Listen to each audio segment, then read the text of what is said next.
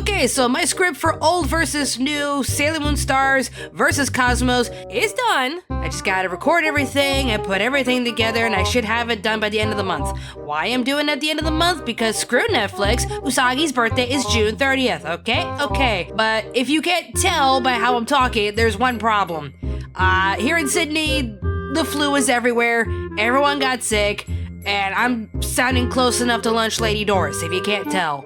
Okie dokie. So literally I cannot record with this voice, so I don't know how long it's gonna take. I'm gonna do my best to recover and get this video done and out before the release of the dub on Netflix, because again, when is Usagi's birthday? Thank you. That is my goal. I will keep you guys posted on X, Twitter, whatever. In the meantime, here is a combination of my first two old versus news with Sailor Moon, where I did Sailor Moon versus Crystal, and then Super S versus Eternal. Just gonna put them together in one big video for you guys, just to get you guys, hyped up for the next video. This is the final old versus new for Sailor Moon, but also give you a little insight on how I'm gonna be treating this next video, like what my mindset is when it comes to rating the classic anime versus the remake. So with that, I'm gonna be drinking so much tea, honey, and lemon, try to get my voice back to normal to get this video done for you guys. In the meantime, enjoy.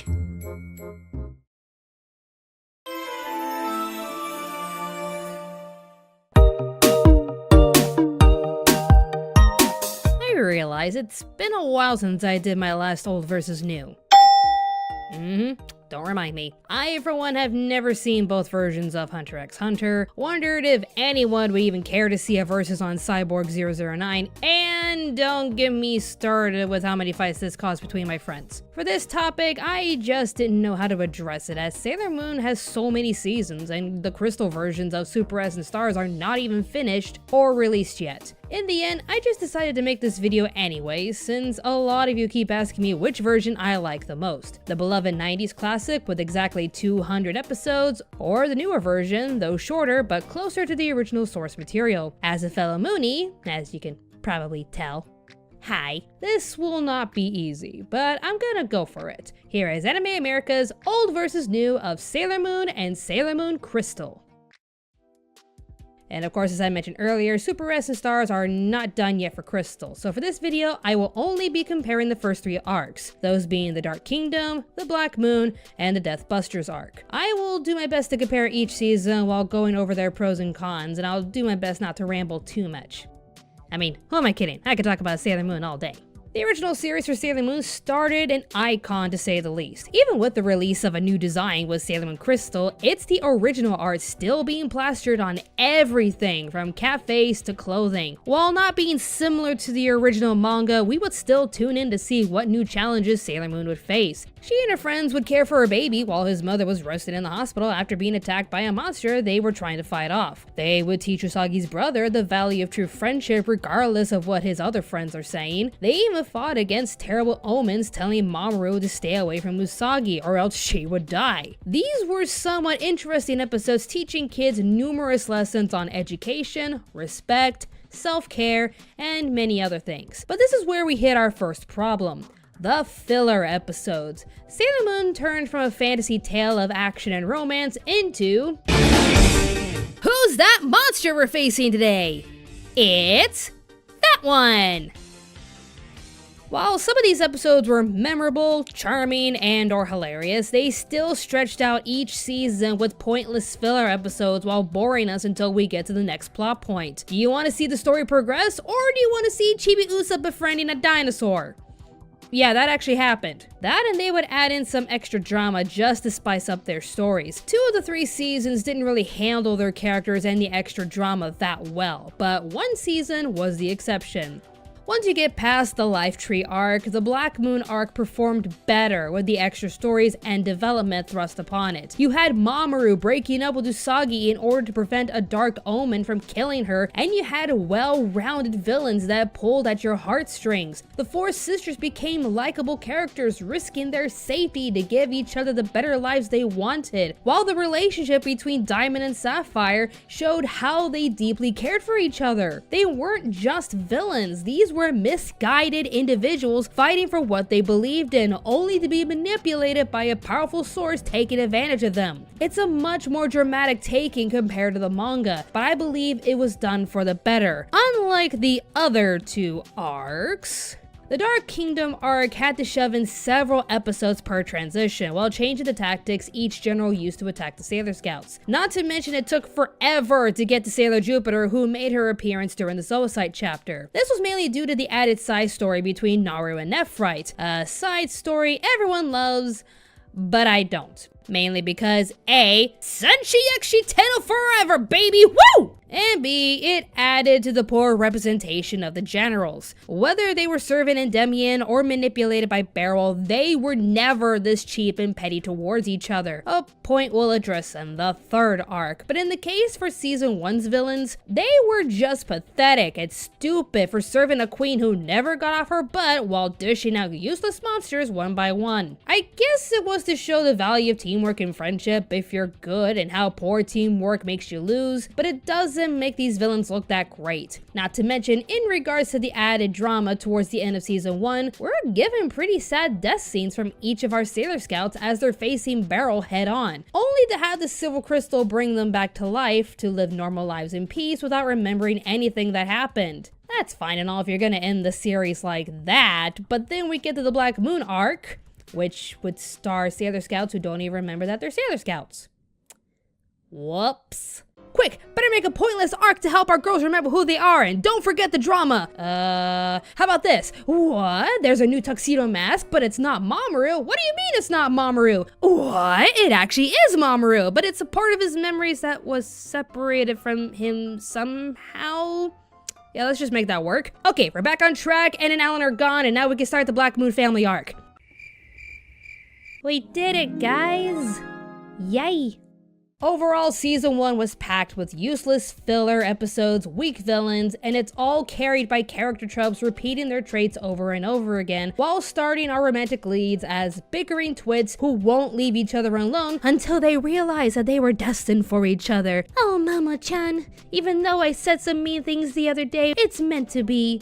Yeah, this is mostly fixed when Season 2 comes around the corner, thankfully. But then we get to Season 3.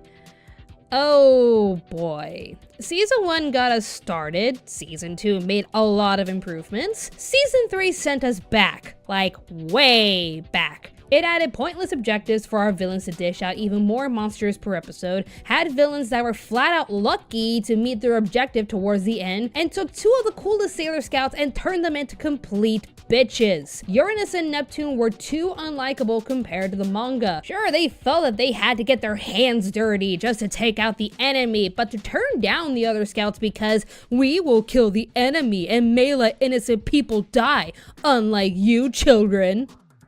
Good for you there, Uranus. Not to mention that Uranus does the dumbest thing by taking Usagi's crystal because she would only get in the way. Yeah, how did that turn out for the both of you?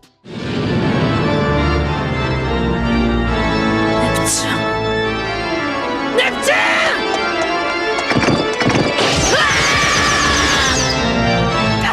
Oh, look at that. The one person you thought would get in your way saved your sorry asses. But you still won't work with her because she's the childish one. Character development. And as we pointed out in Top 10 Incompetent Villains in Anime, the Witches 5 are ridiculous. They were all backstabbing bitches because they all wanted Dr. Senpai's attention. They could have been more of a threat and challenging if they had just worked together, but no. Screw teamwork, I want all the attention and fame. And even when Mistress 9 has been resurrected, she just kills Kaori Knight after all that she did for them. So with all that said, is there anything I like from this season? Well, it has to be the relationship between Dr. Tomoe and Hotaru. The only improvement to this arc was turning Dr. Tomoe from a typical mad scientist experimenting on his daughter into a sympathetic father trying to save his daughter while being possessed at the same time. It's a trait that's carried over from Season 2 as we make the villains more fleshed out, but why give him the better character arc while worsening the others? Even with its dark tone and epic music, Season 3 was just an overall mess compared to the other two. And while I've mostly pointed out the flaws the original series had, I still see it as a great anime series from the 90s. The art and animation were unforgettable, the music was amazingly catchy, and the overall stories were interesting. With all of that, how does Crystal compare as it tries to recreate the original story from the manga?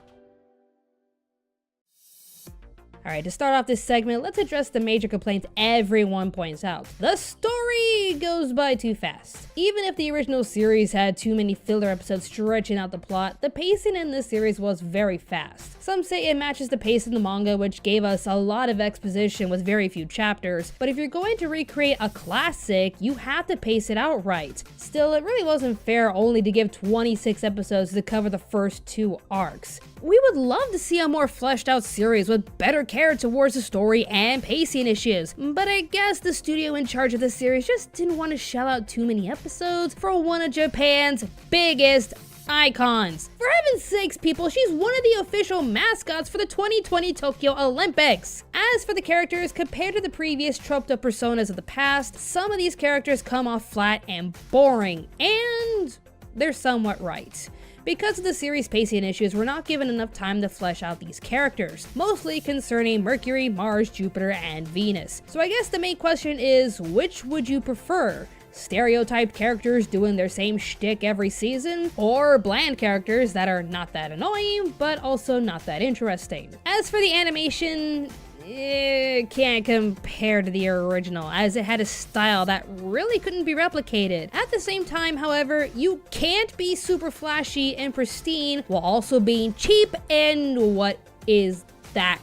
What is that? Seriously. There are obvious shortcuts that everyone noticed and ridiculed to no end, to which I can't blame them. Again, this is a retelling of a classic anime character, and you're going to be cheap, short, and lazy? What kind of fans do you take us for? We're celebrating 20 years of Sailor Moon. We want something good. Maybe we're spoiled with how much care and attention went into the original series, as it just kept getting bigger and better with every season. But then we get to Crystal Season 3, and thankfully, they listened to us. They got rid of the CG transformation scenes, and there was a lot more care put into each scene. This only gives me more hope for the future movies, and seriously, I can't wait. But with all of that said, I will get to the positives. The villains for season 1 and 3 are done so much better. Not only were they more focused and cooperative, but they were fleshed out even more. Between the two of them, the Dark Kingdom arc had the better villains. You learn a lot more about Beryl and her real intentions for ruining the Silver Millennium, and we get much more interesting stories with the generals. They were once fighting for Prince Endymion and were struggling to be free from Beryl's grasp. And while it is a bit sappy to give every scout a husbando, which is why this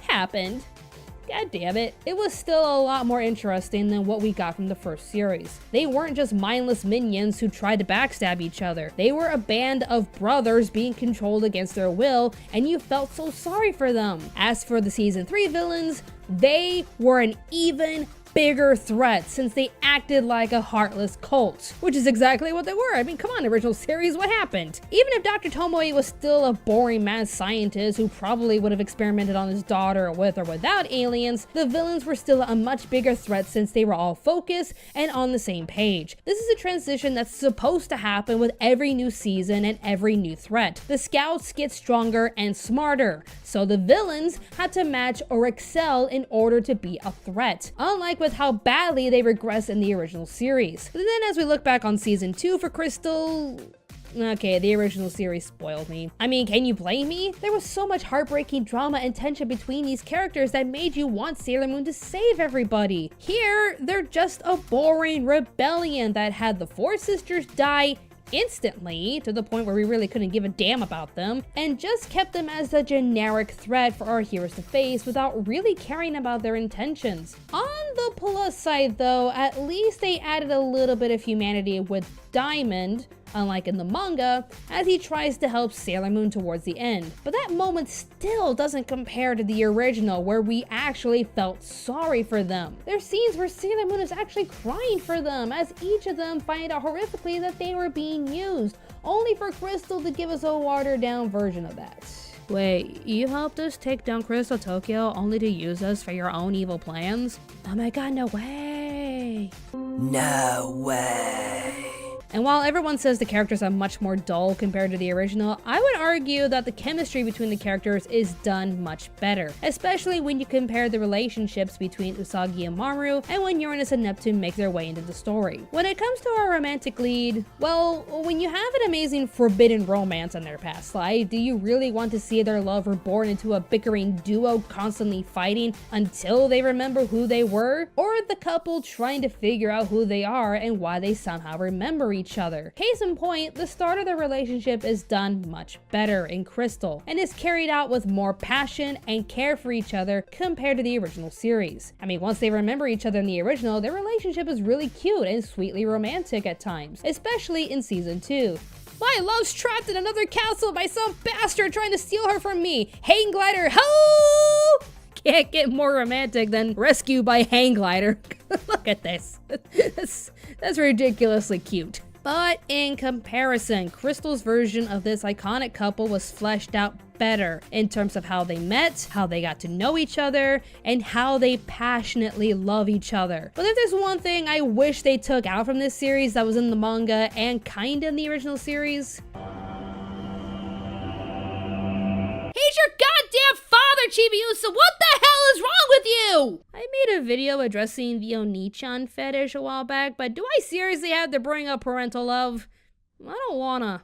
And then we have the amazing character redos for the Outer Scouts: Uranus, Neptune, Pluto, and my favorite girl, Saturn. While again, people point out how bland the Inner Scouts are, I think the Outer Scouts are so much better in Crystal. They're not bitchy, they're not acting like emos, knowing that they'll get blood on their hands while looking down on the others. Yeah, they're the childish ones, right? These are much better characters.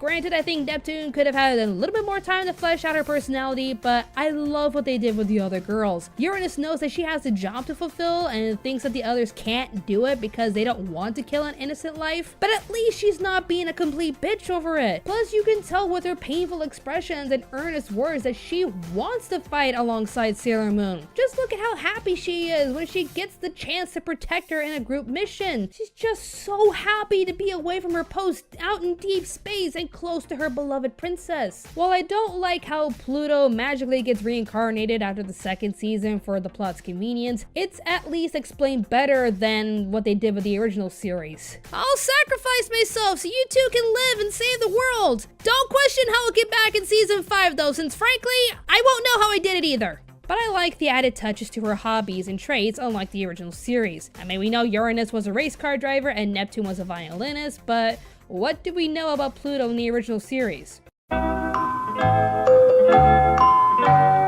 She wears purple.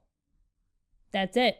In Crystal, she's actually a student in the science department, and you know what? That's a little added touch. It's pretty cool. And while I said the relationship between Hotaru and Dr. Tomoe was done better in the original series, I believe as a character, Hotaru is a lot better in Crystal. We don't just see a weak and timid girl possessed by an evil entity. We see a girl struggling for her independence despite having a body that's practically dying. Oh, it's not just an alien possession weakening her. She's struggling to survive from injuries she endured as a child, while her father makes constant adjustments to her cyborg body. Not to mention that despite the pain that she's going through and losing her will to live, given her abusive past and bleak future, you see her fight for the only thing left in this world that gave a damn about her. With Mistress 9 stealing Chibiusa's crystal and spirit, you see Hotaru fighting to make sure her friend doesn't die while she's slowly deteriorating. Damn, girl, there's a reason why she's my favorite scout. And speaking of which, Sailor Saturn is a lot more interesting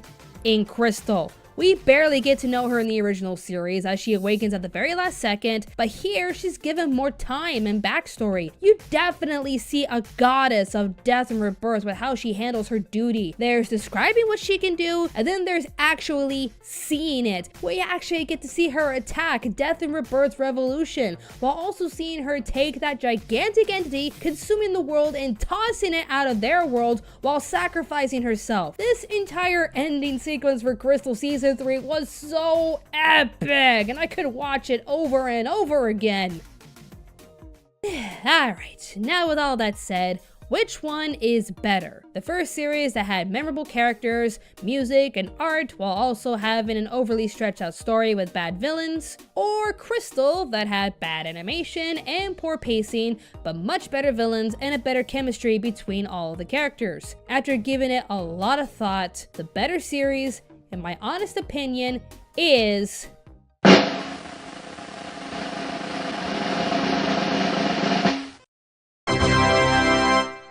Okay, I honestly have to split my decision per season, as I believe some seasons outperform the other. For the Dark Kingdom arc, I have to give this to Crystal. Yes, I know the animation is bad, the pacing is awkward, and the Inner Scouts are pretty boring compared to the first series, but I find myself skipping a bunch of episodes just to get to the more interesting scenes. There's just too much pointless fluff just to stretch out the story, which can be fine if done right. But how can you give so much time and attention to the monsters and the cute stories while making the villains even more incompetent? The villains were much more fleshed out and interesting, and the romance between Usagi and Mamoru made more sense to me in Crystal. There was more focus and attention on the points that mattered rather than making things up just to stretch the story. As for the Black Moon arc, I have to give this to the original. When I say stretching out the story for fluff has to be done right, this is doing it right. There was more focus on the drama between Usagi and Mamoru while also making the villains even more interesting than the original manga. You felt more for these characters and actually had empathy for the villains even though they were led to destroy in the future. It's taking something kinda good from the manga and making it a lot better. But the rushed pace for Crystal and keeping the villains boring couldn't hold a candle to the original series.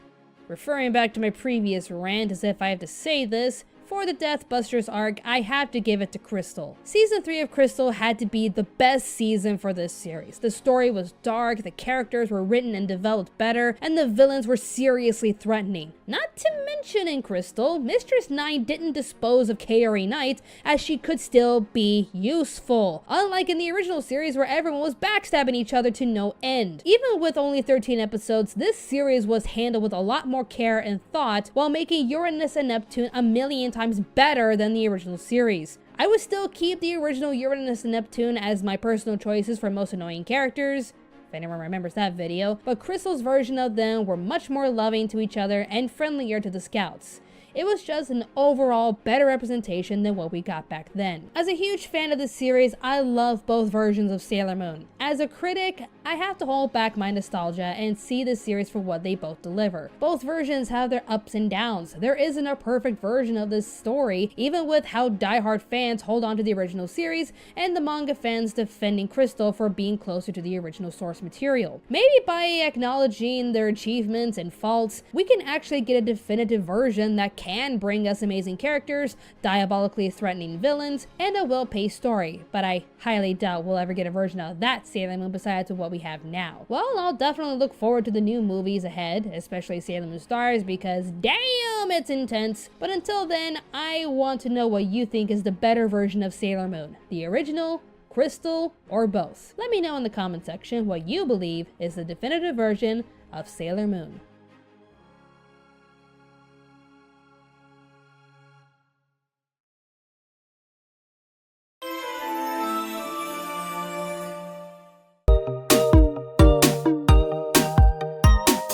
There, Robin from... What? It's finally here! Sailor Moon Eternal, the anticipated movie event for Moonie fans that would retell the story of the Dead Moon Circus in 2 separate movies. Why 2 movies and not a new season of Sailor Moon Crystal? Probably because the arc isn't as long as the others, so it'd make more sense to tell the whole story in just 2 movies. These 2 films were supposed to be released one at a time, starting in September 2020, but due to COVID restrictions, the movies had to be pushed till early 2021, understandably. The first film released in Japan in January 2021, with the second film releasing a month later. Shortly after the second film's release, many of us were hoping to see these films in theater, or at least on any streaming site as soon as possible, because, well, you know how the internet loves to spoil everything. Japan is no exception. I was seeing those screenshots everywhere, guys. Not cool. But it was announced later on that both films would be available on Netflix in English dub starting on June 3rd, 2021. Of course, many fans had an issue with Eternal being on Netflix when you can watch everything else on Hulu. Turns out, however, that that's not really the case now. Apparently for the North American audience, you can watch the original series and movies on Hulu, all of Sailor Moon Crystal on Crunchyroll, and Sailor Moon Eternal on Netflix. Huh. 3 different streaming sites, what gives? Even though I'm in Australia and can watch both the original series and Crystal on Anime Lab, for now, I too could only watch Sailor Moon Eternal on Netflix. And some people wonder why we hate streaming services.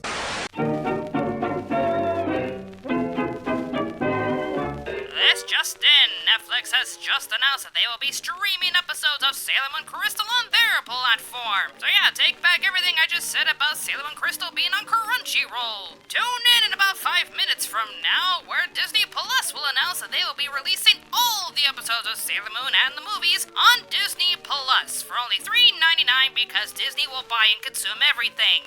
Back to you, Past Robin. Once it went live, I hosted a streaming party on Discord to watch both films and honestly had an amazing time watching them. Still felt kinda bad for those watching the film with me who had no idea what was going on because yes, it gets ridiculous and over the top, but it still felt magical to me. The question is though, which version told the Dead Moon Circus arc better? Eternal is a more accurate representation of the original Super S manga, but did Super S anime tell it a little bit better even though it was different? Were the characters and villains better? Or worse?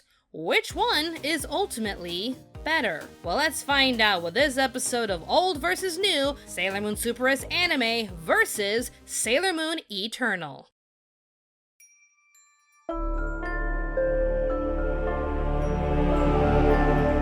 Sailor Moon Super S aired in Japan on March 4th, 1995 with 39 episodes, but if we're going to review the entire Dead Moon arc, we have to also talk about the first 6 episodes of Sailor Moon Stars, since 1, Nehelenia wasn't defeated until Sailor Moon Stars, and 2, the Outer Guardians don't even make an appearance in Super S. At all. Well, that was an odd decision. It's also worth mentioning that at this point in the original series, Pluto is considered dead, Saturn is a baby and living with her still alive father, which leaves Uranus and Neptune doing... The world is covered in darkness and people are passing out one by one. You'd think they would notice all of this chaos. I don't know, maybe they made this special just to say, yeah, they were fighting a random clown puppet while Uranus had the flu. That explains everything. Anyone remember this special? Yeah, no, the one where Neptune risked the safety of the hotel inhabitants because she doesn't want to live in a world without Uranus? There seems to be a misunderstanding. The world is only worth protecting if Haruka is living in it. Yeah, even when it's dubbed, that line pisses me off. You claim you want to protect the entire galaxy even if it means harming other people to get the job done, but now only if your girlfriend still exists in this world. Priorities! It's also the special that claims they knew what was going on with the Dead Moon Circus but thought Sailor Moon and the others didn't need any help. It'll be fine. The Messiah can handle it, along with those girls. You're right. Yeah, they totally didn't need any extra help. It's not like Nehelenia got away or anything. Oh, wait. But back to the beginning of Super S, we basically have a brighter version of the third arc, where we take the plot elements similar to the manga while stretching it out into 39 plus episodes and giving our characters a MacGuffin to carry out these episodes. 90s, baby! I'm not really saying stretching the plot is necessarily bad, as long as you're still getting some form of entertainment, but I think Super S was when this repetitive structure was becoming a little bit stale. Still not as bad as Sailor Moon Stars though. The season starts off with everyone watching the solar eclipse together while not noticing the mysterious flying circus entering their town. Around this time, Chibiusa starts getting dreams of a winged Pegasus named Helios, asking for her help and protection. Turns out, unsurprisingly, the mysterious circus is none other than the Dead Moon Circus, led by our next villain, Queen Nehelenia. Their main objective is to retrieve the golden crystal from the captive Helios, who's transformed his spirit spirit into a flying Pegasus, so they need to find the one person with the purest dream to find Pegasus' spirit and retrieve the crystal in order for Queen Nehelenia to get out of her prison and take over the world. Ah! After 10,000 years, I'm free! It's time to conquer Earth! While this season is considered to be the aesthetic favorite to most Moonies, you can tell if they have a Chibiusa and Pegasus wallpaper on their phones. Yeah, I'm calling you all out. Still love you. But the changes made to stretch out the story only caused more structural issues, especially towards the villains. I will say though that I happen to love the villains of Super S because Nehelenia and the Amazon Trio were given sympathetic backstories. Not the quartet though, they just found Nehelenia and agreed to work for her if it meant they could stay young forever. If you stay a kid, you can spend every day doing whatever you want. You're not responsible for doing anything or being anywhere. And if you're caught being bad, you get out of it by just saying, I'm sorry. They're not wrong, though. The trio were never meant to stay in this arc for this long. They were just animals turned human by the quartet, but they're given a bigger role to fill as the first set of enemies for the Sailor Guardians to face. Again, the Dream Mirrors are the MacGuffins in this season, which is supposed to reveal who is protecting Pegasus. So the trio start to target adults with beautiful dreams, unlike the quartet who target children. But how did the trio choose their targets? They look at the photos of different adults with beautiful dreams and choose whoever they think is their type. Priorities! Tiger's Eye loved beautiful young women, Fish Eye loved handsome men, and Hawk's Eye loved him some MILFs. Oh my god, boy, what are you doing with Usagi's mom? That's Usagi's mom, stop it! So while their setup and strategy is ridiculously dumb, you honestly can't help but tear up when their story comes to an end. Describing the whole scene would just take a while to explain, but it's a scene that definitely pulls at your heartstrings, and you're just happy to see these three get a happy ending. They're my children and they deserve happy dreams too. In the manga, Nehelenia was more like Maleficent from Sleeping Beauty, but in this version, she's more like the evil queen from Snow White. Nehelenia ruled an ice kingdom on the new moon and was praised for her beauty ever since she was small. She suddenly gets a vision of her future as an ugly old hag, and it scares her beyond belief. Oh god, what the fuck? So she decides to absorb all the dream mirrors in her kingdom to keep her immortally young and beautiful, as you would, thus turning her kingdom into a literal dead moon, hence the name of their group. Everything else she does from here is to prove what a great and beautiful queen she can be despite being alone and turning her servants into space clowns. Clowns are from space. This approach basically made her more sympathetic, but not as threatening compared to her manga counterpart. So even though I like the changes to some of these villains, they're still not too threatening when they keep doing the same task over and over again. Choose a target, find out the target is a dud, send a random monster after the Sailor Guardians, lather, rinse, repeat until Nehelenia is getting tired of your bullshit. As for the Sailor Guardians, they get new powers thanks to Pegasus, but they can't unlock their new abilities until they discover something about themselves. I think. Honestly, Ami was the only one to get a real self-discovery moment here, while Rei pulled Flame Sniper out of nowhere because she wanted to prove something to her #1 fan, and Makoto and Minako were too busy fighting, so Artemis had to literally tell them that they had new powers. Both of you should have latent new powers, hidden abilities, just like Mercury and Mars did. We have new powers? Are you kidding me? I keep forgetting about this episode because Rei and Ami get their own episode, then we get an episode where Usagi and Chibiusa gets cavities, this is in order, I swear, and then push Makoto and Minako in another squabble between each other, only to put their differences aside when the lives of toddlers are in danger. I swear guys, this is my favorite anime of all time and I love it to bits and pieces, but god damn it. There's nothing much to add since the focus of this arc is on Nehelenia's fight with Chibiusa, Helios, and Usagi, so the other guardians are just there to help. They each get targeted by the trio, with Minako pulling Tiger's Eye and Hawk's Eye along for her pleasure. They're both so different and they're both so handsome, and the best part is they're both so crazy about me! She doesn't seem to be too concerned. Goddess of love indeed, damn girl. They each get their own power-ups, they get new attacks, and that's basically it. Ami likes music though. That was a cute episode. Oh, with the Outer Guardians, as I ranted about earlier, they don't show up until Stars. Nehelenia returns to make Usagi suffer, so Setsuna, still alive, She doesn't really address how she survived, takes Hotaru away from her still alive father. Again, no one questions this at all. Hotaru gives the Outer Guardians their crystal transformations, which honestly happens in the manga, and they rush to Usagi's side when things with Nehelenia escalates. Everything that happens in these 6 episodes is absolutely random, since they needed to find a way to end Nehelenia's arc, get the Outer Guardians back into the picture, and give Usagi her eternal transformation. I'm not saying I hate these episodes though. I mean, Haruka was being a pain to Mercury for no good reason, hence why she's on my bottom tier of my Sailor Moon ranking video, but not Uranus from Crystal, because Uranus from Crystal is the best. But it is an interesting way to connect us to the Sailor Moon Stars arc. But of course, the main attraction to this season is without a doubt the relationship between Chibiusa and Helios. It may seem like a sweet friendship between a girl and her Pegasus, every little girl's dream, but it turns into a remarkable bond that sparked one of the most memorable relationships in this series. I mean, yeah, we have a little girl wanting to kiss a horse. She didn't even know he was human, so, I mean, yeah, it kind of happened in the manga, but it was more of a way for Helios to reach out to his fair maiden, and his human form takes her by surprise. Here, she just straight up wants to kiss him without even knowing that he's human. Still not sure how to process this, but she's a little kid, and it's supposed to be cute, I guess. Even though I prefer how he treats her in the manga, with how he fought so hard to find his fair maiden and wants to do everything he can to protect her, this version of their relationship is still pretty cute. Plus, who could forget this memorable moment?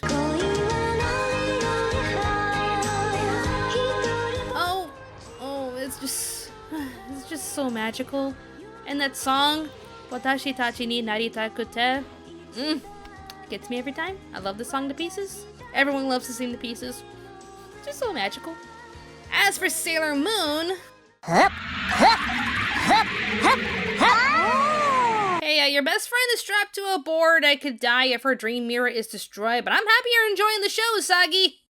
Priorities! I'm mixed on Usagi, but her behavior is not necessarily her fault. She's just another victim of 90s writing, with all these episodes making her fight several monsters over these mirror MacGuffins. This season made her come off as a sympathetic leader, but also an idiot being chased around until someone gives her the cue to do the thing. Do it, Sailor Moon! Super Sailor Moon! Say Moon Gorgeous Meditation quick! Now, Sailor Moon, do it! Now's your chance, you two! Now, Sailor Moon! Chibi Moon! Sailor Moon, now's your chance! Sailor Moon, now! Do it!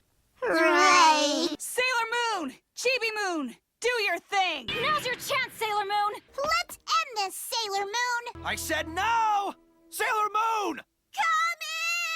You think she'd know what to do by now, but I'll give them this. At least she gets to tell Chibiusa when to do the thing, because Usagi literally can't use her final attack without Helios being called in to lend his power. Well, that's a bit concerning. Her heart is always in the right place, as we see her trying to give a peaceful solution to her enemies rather than just outright killing them. She shows kindness to Fisheye even though they try to steal Mamoru away, was genuinely happy to see the Amazon trio get a happy ending, tries to help the Amazon quartet when Zirconia tries to drain their energy, and even gives Nehelenia a brand new start in life in her somehow newly refurbished kingdom, brought to you by the power of love and friendship. I will say though, this approach made things a little bit questionable. If you want revenge, then go ahead and take it all out on me. Just please leave everyone else out of it. I beg you. They all know now the pain you went through. They will accept you. All of them would be your friend. Really? Are you sure they will? They're literally Sailor Guardians to protect the galaxy and you. I see what you're trying to do with this, and I get the message. It's a really touching scene, but I can literally hear Uranus screaming from her mirror. All of them would be your friend. Hell no. No, you're my princess. She's not my princess. What makes you think I'm gonna be her fucking friend? Let me out. Let me out. I'm gonna choke a bitch. Seriously? Overall, I still love this arc. Super S with a hint of stars was a magical experience full of charm and heart. Yes, the 90s pacing only made our heroes and villains dumber, but each episode was still entertaining in their own right. Am I missing something? Feels like there's something major I'm forgetting to mention, but no, let's just move on for now.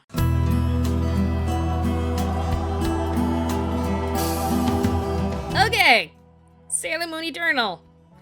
where do we begin? The movies start off almost the same as Super S, but our villains get the ball running immediately. They create a seal around the city in order to blanket the town in darkness, thus keeping all the Guardians unable to transform and making Mamoru incredibly sick. Helios introduces himself to Usagi and Chibiusa, asking for the help of a fair maiden, as Nehelenia has seized control over the Earth's hidden kingdom of Elysian. The Amazonas Quartet sends the Guardians out immediately after they try to transform and fail, so they try to destroy them with their minions, Tiger's Eye, Fish Eye, Hawk's Eye, and these two creepsters. Please don't look at me like that, that's creepy. From here on out, it's a race between our heroes and Nehelenia towards the fate of Elysian and ultimately, the Earth. Not gonna lie, there is a lot happening in this version. Like, they cram in so many tiny little details that it's gonna be hard to briefly talk about this, but I'll do my best. Oh boy. Our villains this time are much smarter compared to Super S. They know what to do, get it done as quickly as possible, figure out who the Sailor Guardians are instantly, and nearly destroy the world in a far more devastating way. Interestingly enough though, everything I said about sympathetic backstories for the trio and Nehelenia, but not the quartet, is actually reversed in this version. As in, Nehelenia is straight up evil, with no remorse, and the Amazon trio are kind of plain minions, but the quartet get an interesting backstory, but I'll address that in a minute. Also, does everyone remember Fish Eye being the feminine one in the group from Super S? I actually had to go back and read the manga again because I did not remember Hawk's Eye being the feminine member of the group. It's surprising to see Fish Eye and Tiger's Eye carry out their missions so plainly and quickly in order to manipulate Ami and Rei, but Hawk's Eye honestly stole the first part of the movie because I love them so much. Top 10 anime moms? Hawk's Eye's in there somewhere, cause look at them! I have the same dream. One day I'd like a shop of my own. Like a little flower shop or cake shop. Wonderful! Now work hard and make it happen. Just set a goal for yourself and keep going till you reach it. Oh my god, can you be my hawk mommy? I want you to be my hawk mommy. You're my hawk mom. And I think the writers knew they made a damn good character because Hawk's Eye straight up gets zapped out of existence in the manga, but in the movie... Though I didn't get to do it long, I got to run my own shop. I was so happy. You go realize your dreams. Make them come true, no matter what. They ask you how you are, you just have to say that you're fine when you're not really fine, but you just can't get into it because they would never understand. I would say Nehelenia becomes another boring villain like the Black Moon family and Dr. Tomoe, but honestly, she has a more interesting setup than a queen who was afraid of growing old and ugly. No offense, Super S. I brought up the fairy tale comparison before because that's literally Nehelenia in this version. Like Maleficent, she is kind of the mistress of all evil, or in this case, darkness. As Queen Serenity reigns on the light side of the moon with the Silver Millennium, Nehelenia reigns within the moon's darkness. Once Princess Serenity is born, Nehelenia presents herself as an uninvited guest, and it is literally the Maleficent scene from Sleeping Beauty, complete with a curse and everything. Oh my, I came all this way from the moon's depths, and this is the greeting I received from my fellow moonfolk. I know who this is. She's evil.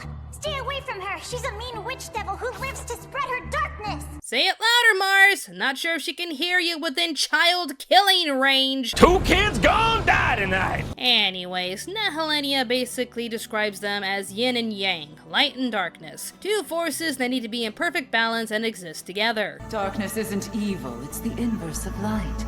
Accept that and there will be balance.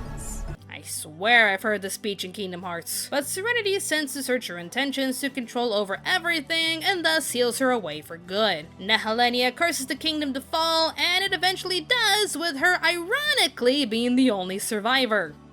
Whoops. She breaks free from her prison, finds the Amazon Quartet while keeping them under her control, and makes her way to Earth in order to plunge it into complete darkness. Seriously, Zehanort wants your number, girlfriend! In short, Nehelenia is the embodiment of darkness, and wants to have complete control over everything while snuffing out any traces of light. Still mixed on which of these two is better, as one has a more sympathetic backstory, and the other is just straight up evil, but in an interesting way. I don't know. Honestly, I like both versions of Nehelenia. Okay, as for the Amazonas Quartet, Oh boy. Now Helenia basically discovers them because they were sleeping guardians of the 4 asteroids within the solar system. I'm not kidding, they're Sailor Guardians. Excuse me, what? But we'll address more of this later when we talk about Chibiusa. As dreams are a major theme in this arc, each Sailor Guardian must discover their ultimate dream in order to unlock their hidden power. Long story short, they all have the same dream, which is to be strong enough to protect their home and their princess. While it may seem a bit lazy to give them all the exact same dream, they honestly wouldn't be able to enact any other dream since they're chosen guardians. If they're not strong enough to protect their princess and their world, then they won't be able to indulge in their separate dreams. And it's these separate dreams that become the main target for our enemies to take advantage of. The 4 inner guardians are trapped within their own insecurities that nearly drag them into darkness, but they get their own interventions that push them to break through the barrier and transform into their crystal forms. The outer guardians have their own struggles in regards to their priorities. The barrier is preventing them from transforming, so even if they want to go help, let me repeat that, want to go help, they ultimately can't. They also seem to be enjoying having a simple life as a family, since they were mostly bound to their stations in the outer regions of space before facing the Deathbusters. Should they just sit back and enjoy the peace that they have, or see what they can do in order to protect their planet and their princess? Saturn ultimately reminds them what their dreams are, and provides them with their new crystal, so they can transform too. Each of the Guardians get their own moment to push through the boundaries in order to become stronger, which only shows how incredibly dedicated they are to their princess and their home. And now here's where things get complicated. With the inner guardians getting their interventions, they're approached by someone to help them remember what their true dream is. Mars gets approached by her own guardians, Phobos and Deimos, their waifus now, and Venus is helped by Artemis! Oh my god! Okay, it's happening! It's Artemis! He gets his human form! Oh my god, look at him! Look at him! He's so cool! Oh my god, I can't believe it's finally here! Okay, I'm done squeeing now. But Mercury and Jupiter are approached by little versions of themselves. I am a part of you. Really, I'm just another version of you. Huh? I honestly didn't get this at first, but let's try to address this quickly. Sailor Moon Stars had all 10 Guardians combine their powers in order to make Eternal Sailor Moon. In Sailor Moon Eternal, though, they needed the 10 Guardians and the Golden Crystal in order to awaken Eternal Sailor Moon and Neo Queen Serenity with King Endymion. I am mentioning all of this because all of the Sailor Guardians unlock their Eternal forms too, as well as their princess dresses, and I am trying so hard not to fangirl out here because I love their dresses. Look at them, they're so pretty. But apparently these little versions of the Guardians are tiny guardians of their own palaces. Each Sailor Guardian is a princess of their own planet and had to tap into the power held within their own castles. So these little versions of the Sailor Guardians are called Sailor Power Guardians, and they are only here to give the girls their eternal forms while congratulating them on a good job. Y'all remember your princesses! You did it! I know this arc has a lot of things that are supposed to contribute to the story, but I think these Power Guardians add a little bit too much detail. I can take the Amazonas Quartet actually being Sailor Guardians. I can take Artemis and Diana actually getting human forms just like Luna. But I think Power Guardians are just too much. I liked seeing Artemis, Phobos, and Deimos contribute their support, so why couldn't Mercury and Jupiter get their own sidekicks or something? I mean, Phobos and Deimos are based off of the moons of Mars. Jupiter has the most amount of moons. Just saying. That, or I don't know, just keep things simple by saying the Golden Crystal unlocked their eternal forms. That's it. That is literally all you had to do. Power Guardians are a bit pointless to me, but I digress. Sailor Moon! She stays the same awesome person that she is, and that's perfectly fine. She's silly when she wants to be, but gets serious when she knows there's a threat. She even ran to Mamoru's side when he got sick, despite him trying to push her away. She ultimately gets sick like him, but she just really didn't want to leave his side. Also, the dream she has before waking up in Elysian. When I grow up, I just want to marry you. Oh my god, they're so cute and I love them. Oh, it's baby Mamoru and Usagi. I am squeezing my cheeks together if you can't tell. As brief as her character arc may seem, she honestly didn't really need to change considering the other two characters we had to focus on. Honestly, this arc was Chibi Moon's existential crisis, the movie. Chibi Moon seems to show how impressed she is with Sailor Moon, but also shows how jealous she is. In her eyes, Sailor Moon is an amazing leader surrounded by awesome friends and has an amazing boyfriend. When Helios approaches both of them, Chibi Moon honestly feels like this could be a moment for her to shine and feels extremely happy knowing someone is depending on her. Remember in Super S how Pala Pala made them switch ages just for the lulz? The same thing happens here, but it only contributes to Chibi Moon's anxiety. Helios acknowledges her as the maiden he's been looking for, which makes Chibi Moon feel like he's depending on Sailor Moon and not her. With Helios showing his devotion to her, and with the reveal of the Sailor Amazonas Quartet, the Dream Arc is not only a story unlocking everyone's true powers, it's also a preview of Sailor Chibi Moon's future when it's her turn to lead her own team. The Amazonas Quartet will be her guardians, Diana will be her version of Luna, and Helios can find a way to be her Tuxedo Mask. As much as I love the whimsical moments between Helios and Chibiusa in Super S, I honestly see this path for Chibiusa and her new team extremely epic. And again, knowing Helios received a vision of Chibiusa from the future, which prompts him to find her at all costs. I'm sorry, I'm just a sucker for these types of setups. Chibiusa and Helios in Super S find each other because she has the purest dream, but they form a relationship during the time they spend together. Even though they don't spend as much time together in these two movies, you can tell how much Helios and Chibiusa care for each other. Even during his supposed dying moment, Helios gives up whatever strength he has left to protect the Earth, while also giving a touching message for his princess. And I'm also glad I got to meet the little maiden. He loves you. It's only more heartbreaking when Chibiusa finds him and is trying her best to wake him up. Oh, come on, Helios, wake up! But once the seal in his body is broken and she gives him a kiss to wake him up, I'm sorry, but this is so precious and I love these two. The maiden I saw in my vision. Come on, Slowpoke! It was you all along. And there we have it. Two completely different takes on the Dead Moon arc. It's fascinating hearing Moonies trying to decide what's better, as Eternal is just copying everything from the original story based in the arc, while Super S is just its own take on the story. Super S may be long and made some of the characters weaker, but it's still packed to the brim with emotional and magical moments that you don't see in the manga. Eternal may stick to the original story, but it packs on a lot of details with a few things I just wish they changed, like the Power Guardians and the child version of Rei in a wedding dress like she's about to marry Tiger's Eye. That's just disturbing. I love both versions of this arc, and I'm sure you can see why this season tends to be a lot of Mooney's favorites. It was honestly hard for me to choose which version was better, but there was one element that ultimately made the decision for me. With all this said, which one is better, in my opinion? Super S or Eternal?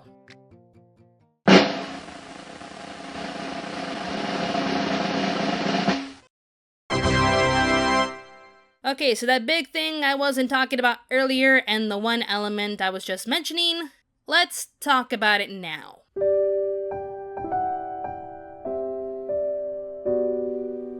Eternal brought justice to my boy Tuxedo Mask. Like, holy cow, I can't tell you how happy I was to see this version of Mamoru over the original anime's version. Super S's version, I just don't think he had that big of an impact on the story. The main things I remember him doing was throwing his roses on cue, being a target for Fisheye while giving out some ruthless facts. What kind of dream is that to have? Okay, wow, Mamoru, your words could have killed them, damn! Getting sick when the earth plunges into darkness, gives an encouraging speech to Helios about dreams, I guess, and he's the main target for Nehelenia's revenge plot in Stars. Oh my god, look at him. Oh, that's just pathetic. He seriously deserved better than this. Oh yeah, I forgot about the time Mamoru shanked a monster to save Sailor Moon from choking. Okay, seriously, that was just badass. The main goal of Super S is to find Helios, who's guarding the Golden Crystal. But does it belong to Mamoru? It's honestly not clear, but it appears to harness the power of dreams. That's all we really know. In Sailor Moon Stars, his star seed is golden, like in the manga, but it's still not clear enough to tell if he has his own crystal or not. At the very least, he doesn't really contribute to the final fight. As for Eternal, this season was a time for Mamoru and Chibiusa to shine. With Elysian under Nehelenia's influence, he gets extremely sick, like holy hell, you thought he had some lung cancer or something, and he has to lie in bed doing his best to recover. While Sailor Moon is out and about trying to protect everyone, Mamoru is left to wonder if he's truly useless when he compares himself to everyone. Usagi is powerful, but what can he do to protect her if she's in danger? He is the Prince of Earth, so he should be strong and capable to protect his home and the one he loves. And Helios and Usagi are there to help him out by revealing that he has his own crystal. The golden crystal acts similarly to the silver crystal and allows Endymion to protect his kingdom. All the time Sailor Moon feels stronger or gets a new power with Mamoru by her side, it's all because of his hidden power. He can finally awaken as a true guardian, revive the lost kingdom of Elysian, and awaken his future along with Usagi as Neo Queen Serenity and King Endymion. My god, it's finally happened. I know Eternal has a lot. Like, there's a lot of little details that you have to watch in these two movies, but I am just so happy to see this. Like, I get it. Some of you will say Super S is better because it's a lot more simple and easier to take in compared to everything we get in Eternal. I understand that completely, but I am still choosing Eternal as the best version of this arc. The Sailor Guardians unlock their Eternal forms along with their princess dresses. The fight with Nehelenia was epic to witness. Sailor Chibi Moon gets a glimpse into her own future with Helios and the Amazonas Quartet, and my boy Mamoru proves himself to be a contributing guardian to the team. He too is a Sailor Guardian, and we finally get to see it. Oh yeah, they gave Sailor Saturn her own transformation in Sailor Moon Eternal. It wins by default. Sailor Moon Eternal was an epic experience that I will watch over and over again. It was close. Believe me, it was super close. And I will always cherish Super S in my heart. So honestly, I cannot recommend both versions enough. Unlike a certain other arc that should be next on the line. Oh, just you wait.